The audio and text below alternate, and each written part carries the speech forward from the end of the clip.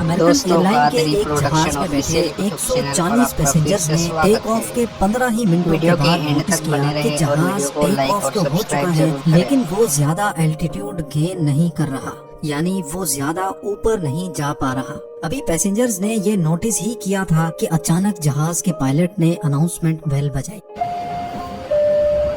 جس کے بعد پائلٹ نے جہاز میں بیٹھے 140 پیسنجرز کو ایک انتہائی خوفناک خبر سے آگاہ کیا۔ 21 سپٹمبر 2005 کو کیلیفورنیا کے شہر بربینک میں امریکن ایئر لائن جیٹ بلو کی فلائٹ 292 ڈپارچر کے لیے بالکل تیار تھی۔ اس وقت دوپہر کے 3 بج رہے تھے اور فلائٹ کو ٹھیک 3:15 پر نیو یارک کے لیے اڑان بھرنی تھی۔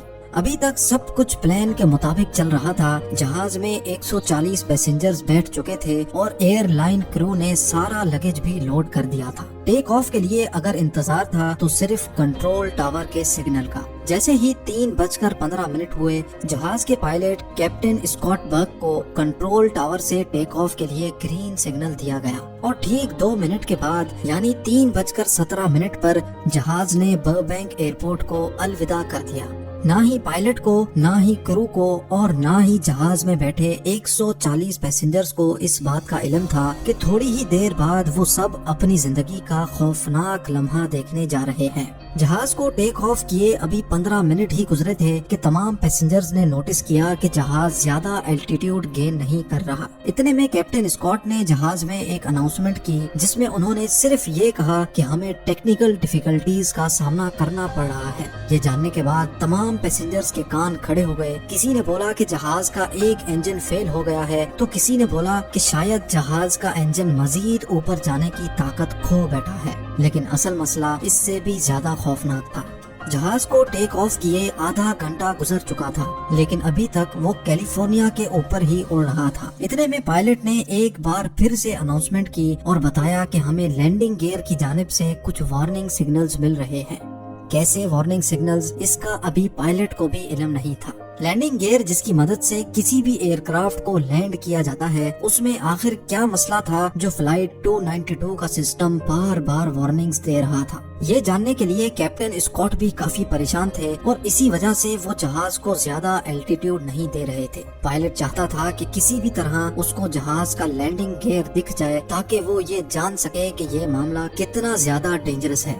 یہ جاننے کے لیے کیپٹن نے فلائٹ 292 کا رخ لانگ بیچ ایئرپورٹ کی طرف موڑ دیا اور جہاز کا الٹیٹیوڈ بہت کم کر دیا۔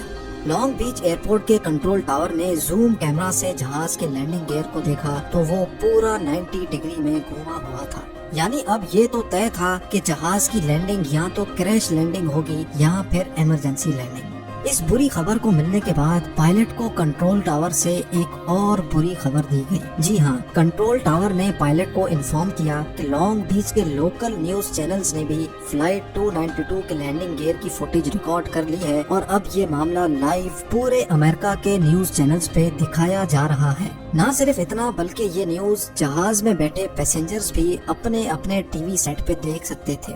اب جیٹ بلو کو ٹیک آف کیے 50 منٹ سے بھی زیادہ ہو چکے تھے اور جہاز مسلسل کیلیفورنیا کے اوپر ہی گردش کر رہا تھا۔ لینڈنگ گیئر کو سیدھا کرنے کا اب کوئی راستہ نہیں بچا تھا۔ اگر اسی صورت میں جہاز کو لینڈ کرنے کی کوشش کی گئی تو فرکشن سے پیدا ہونے والی آگ جہاز کے ونگز میں موجود فیول ٹینک میں آگ بھی بھڑکا سکتی ہے، جس کے انتہائی خوفناک نتائج ہو سکتے ہیں۔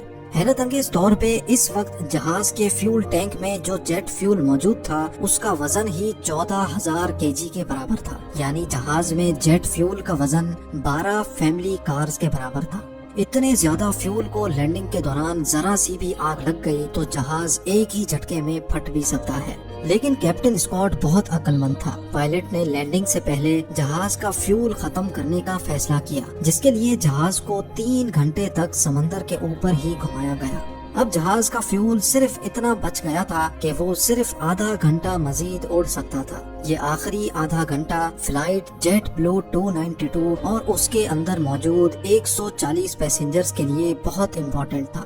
کیپٹن نے جہاز کو لاس اینجلیس کے ایئرپورٹ پر کریش لینڈ کرانے کا فیصلہ کیا، کیونکہ لاس اینجلیس کا ایئرپورٹ اس وقت سب سے قریب تھا۔ کیپٹن نے لاس اینجلیس ٹاور سے کانٹیکٹ کیا اور ان کو ہر قسم کی سچویشن کے لیے تیار رہنے کا کہا۔ یہاں جہاز کے اندر موجود پیسنجرز جو ٹی وی چینل پہ یہ منظر لائیو دیکھ رہے تھے، ان کے ٹیلی ویژن سیٹس بھی کیپٹن نے بند کر دیے۔ اب جہاز کے اندر انتہائی جذباتی ماحول بن چکا تھا۔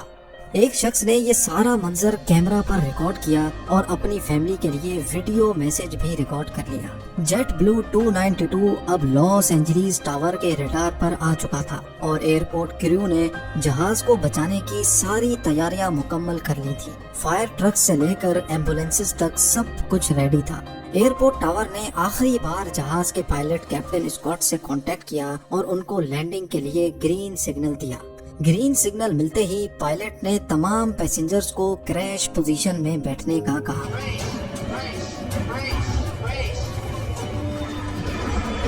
اس پوزیشن میں بیٹھنے سے کولیجن کے دوران کافی حد تک بچت کی جا سکتی ہے، جس کو بریس پوزیشن بھی کہا جاتا ہے۔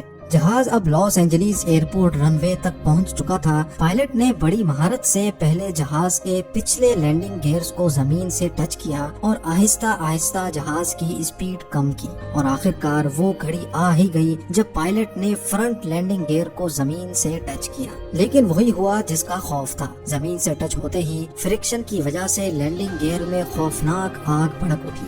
وہ آگ اتنی زیادہ تھی کہ اندر بیٹھے پیسنجرز کو بھی ٹھیک ٹھاک گرمائش محسوس ہوئی تھی، لیکن دوسرے ہی لمحے ایک لمبی خاموشی ہو گئی اور جہاز خیر خیریت سے رک چکا تھا۔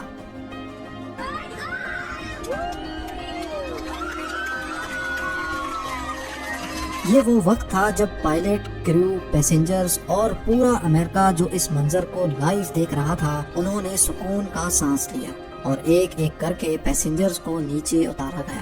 فرنٹ لینڈنگ گیئر کا ویل اتنا زیادہ گھس چکا تھا کہ وہ پورا آدھا ہو چکا تھا۔ انویسٹیگیشن سے یہ بات معلوم ہوئی کہ فرنٹ لینڈنگ گیئر میں ایک لاک ہوتا ہے جو ویل کو گھومنے سے روکتا ہے۔ وہ لاک ٹوٹنے کی وجہ سے ٹیک آف کے فوراً ہی بعد لینڈنگ گیئر 90 ڈگریز میں گھوم گیا تھا۔ خوش قسمتی سے پائلٹ کی مہارت کی وجہ سے کسی ایک شخص کو بھی نقصان نہیں پہنچا۔ امید ہے یہ ویڈیو بھی آپ بھرپور لائک اور شیئر کریں گے۔ آپ لوگوں کے پیار بھرے کامنٹس کا بے حد شکریہ۔ ملتے ہیں اگلی شاندار ویڈیو میں۔